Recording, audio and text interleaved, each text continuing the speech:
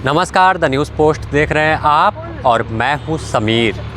झारखंड में ज़मीन घोटाले मामले में लगातार ईडी की जांच अब आगे बढ़ती जा रही है। इसमें अब तक की बात करें तो 6 जमीन दलाल और एक राजस्व कर्मचारी समेत निलंबित आईएएस छवि रंजन को ईडी गिरफ्तार कर जेल भेज चुकी है।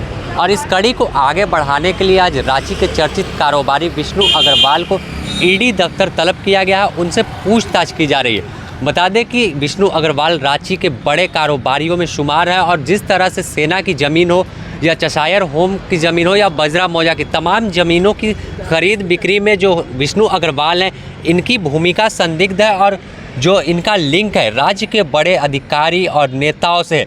यह भी बात सामने आ रही है कि जो मूलवासी एक बड़े नेता झारखंड के हैं, जो मूलवासी के अधिकारों की बात करते हैं, लेकिन इनके कारोबार में उनका भी पैसा लगा हुआ है। तो एक तरह से कह सकते हैं कि एक और नेता मूलवासी के अधिकारों की बात करते हैं और दूसरी ओर कारोबारी के साथ मिलकर उसी आदिवासी मूलवासी के जो अधिकार है उसका हनन कारोबारी करते हैं। तो इसमें अभी कई कड़ी जुड़ने वाली है और ईडी उस तमाम लोगों के नकाब को जल्द ही उतारेगी। बता दें कि आईएएस छवि रंजन जो है उनसे भी पूछताछ इसी ईडी दफ्तर में रिमांड पर लेकर दूसरे दिन की जा रही है।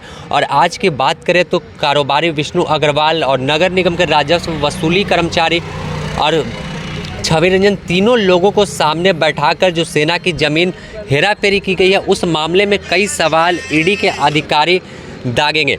इसके अलावा अगर हम बात करें तो अभी जिस तरह से झारखंड में ईडी की कार्रवाई चल रही, तो ईडी के पास एक बड़े सबूत इकट्ठा होगा और इसके आधार पर अभी कई लोग सलाखों के पीछे जाएंगे।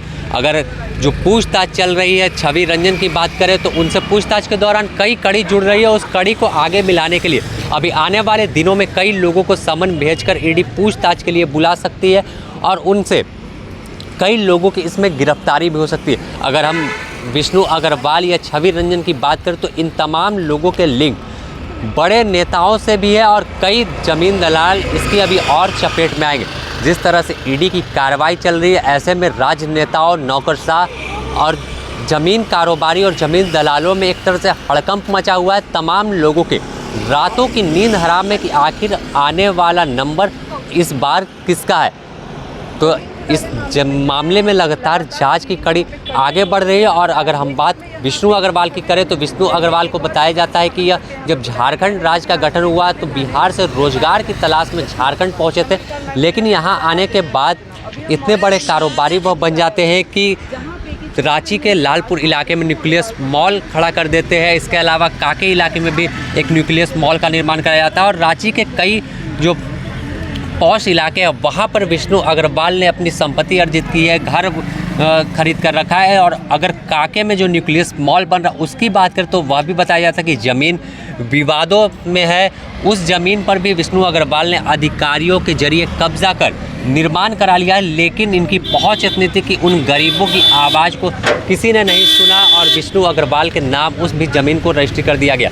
तो सत्ता किसी की हो या विष्णु अग्रवाल वह कारोबारी हैं जिनकी पहुंच सभी लोगों में रहे, तो इन तमाम चीज़ों को ईडी खंगालेगी और आने वाले दिनों में कई लोग सलाखों के पीछे जा सकते हैं। और अगर हम विष्णु अग्रवाल की बात करें तो विष्णु अग्रवाल जब छवि रंजन उपायुक्त थे पलामू के तो उनके गोवा टूर का भी खर्चा उठाया था।